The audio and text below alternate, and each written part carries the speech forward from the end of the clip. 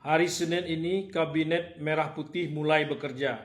Aura Lembah Tidar masih kuat terasa, tidak saja bagi para menteri dan wakil menteri, serta yang setingkat pejabatnya dengan itu, yang mengikuti pembekalan di Lembah Tidar itu, tapi juga bagi masyarakat publik yang merasakannya.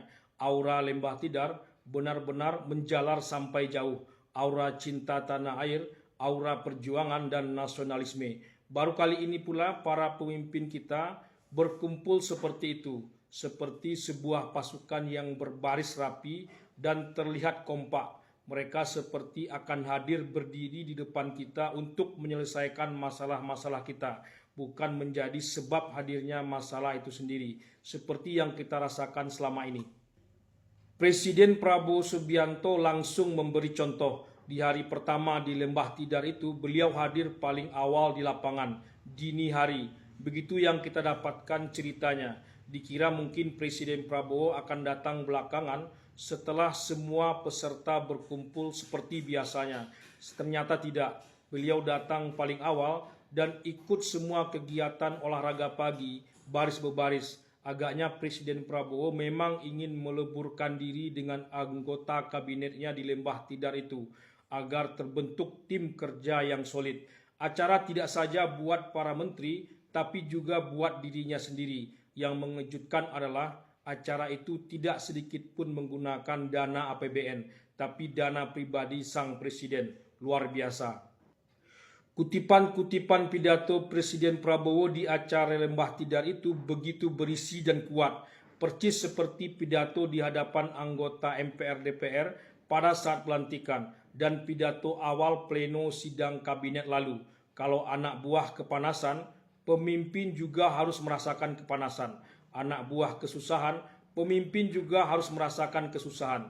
Seorang jenderal tewas dalam suatu pertempuran karena berada di tengah-tengah pasukan jauh lebih baik ketimbang seorang jenderal yang selamat dari mara bahaya oleh karena ia bersembunyi di belakang prajuritnya.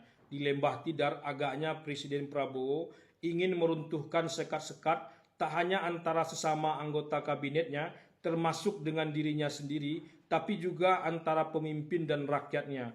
Presiden Prabowo ingin membuat cita rasa kabinet yang sama sekali berbeda dengan kabinet-kabinet sebelumnya, kabinet yang benar-benar ingin menjawab masa depan.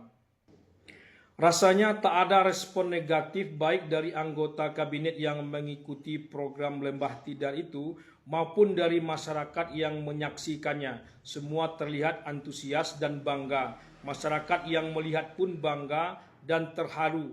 Lucu-lucuannya pasti juga ada. Foto Menteri Bahlil mengenakan baju loreng, lain pula coganya. Raffi Ahmad terlihat seperti aktor Korea yang sedang menjalani program wajib militer di negaranya, yang menilai ini sebagai usaha Prabowo untuk melakukan militerisasi agaknya terlalu kejauhan, penilaian yang terlalu dipaksakan, percis seperti menilai pidato-pidato Prabowo sebagai slogan yang bisa dilakukan oleh siapa saja.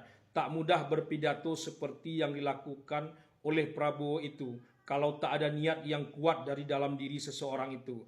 Jadi itu bukan pidato kosong belaka. Tapi memang paling penting dari sebuah pidato adalah implementasi dari pidato itu.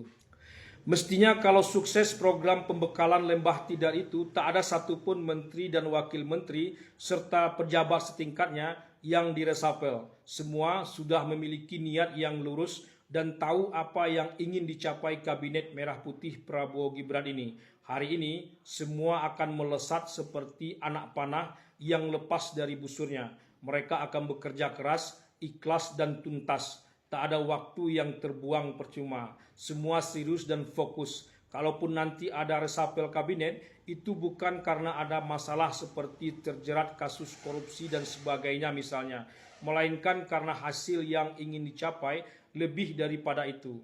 Presiden Prabowo ingin lebih cepat dan hasil yang lebih besar. Tak ada yang bisa kita katakan lagi selain menunggu saja hasil kerja dari kabinet baru ini. Semoga saja.